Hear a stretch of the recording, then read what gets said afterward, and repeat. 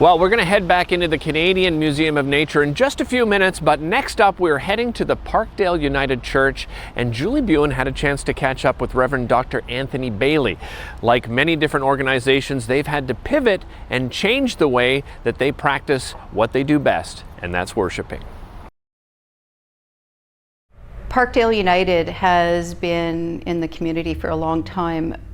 Who is your community? Who do you represent? And why is that such a powerful voice for the inner city community? Well, Parkdale is a very special place. I've been here for 20 years now. And what I've discovered when I first came is that the congregation certainly reflected to some extent, though not fully, the neighborhood in which we found ourselves. And one of my interests was to say that I believe that the gospel and the way in which we are meant to live in community, especially faith community, requires that we pay attention to who we're living with, who are our neighbors. And so there was an important way of reaching out to the community and seeing that there were diverse peoples, differently abled people, also of different socioeconomic status, but also from different backgrounds as well, ethnic backgrounds. And we began to see a movement in our congregation of people from the neighborhood as well as flung far and wide coming to make this a very special place. What happened to your church when the lockdown occurred? And it was great shock, as it was to everybody, you know, that what are we going to do? But we felt for the safety of our people and the recommendations that came from the health authorities, we needed to do that. So we had to pivot to find a way in which we could reach out and still help those who were in dire situations. People are living alone. We have older folks. We have people who are newly arrived in Canada. We wanted to make sure that they were safe. And so we began a telephone tree, calling people, Zooming with people, and then we had to begin to create online services. So we have recorded services that we do so people could use YouTube and see our weekly services, and we've continued that. But it's been challenging. What did Parkdale United do immediately after the City of Ottawa announced that we were going into a lockdown during the pandemic? Well, we put the message out to our congregation that we were closed. We were not able to receive people in person, but that we were not closed in terms of our ministry and our love for each other and our connection. So immediately we started to create sort of a telephone tree situation. We activated what we have what's called a pastoral care team that particularly looks out for those who are experiencing hardship in a variety of ways. And so we started communicating through our congregational email to let people know that although we have to close, we want you to know that we are here for you.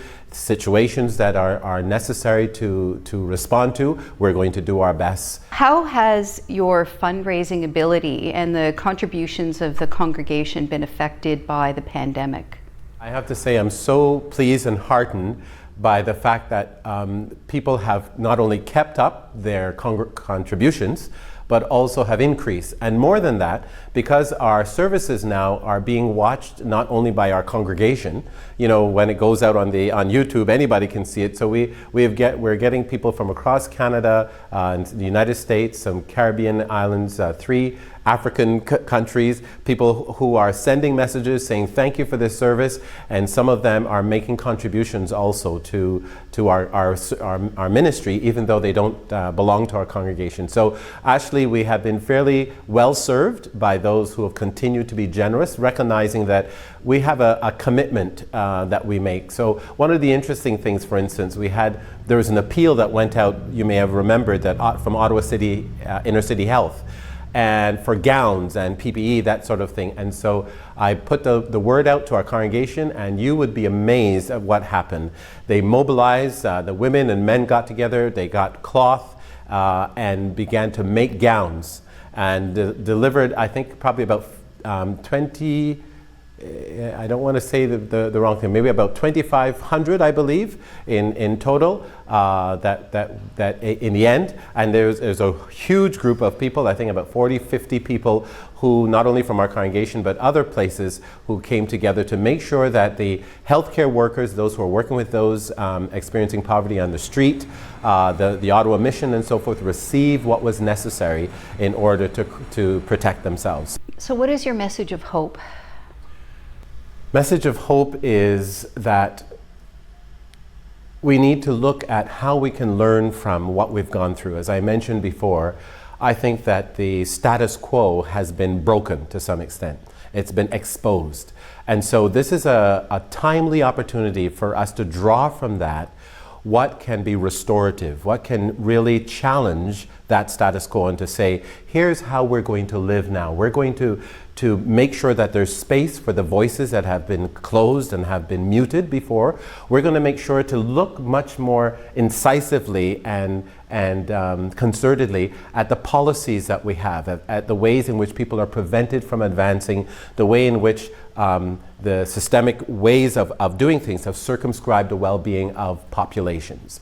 And so I think the hope is that this is an opportunity that can be seized. It's not going to be done automatically. It still requires vigor and vigilance and engagement, but I believe that it is possible. And I'm very hopeful. I'm very hopeful for what I hear from people, from the young people who are reaching out to me and saying, I'm ready to listen now. I can't believe I've been deaf to this for so long. I'm finally ready to listen. And that's hopeful to me.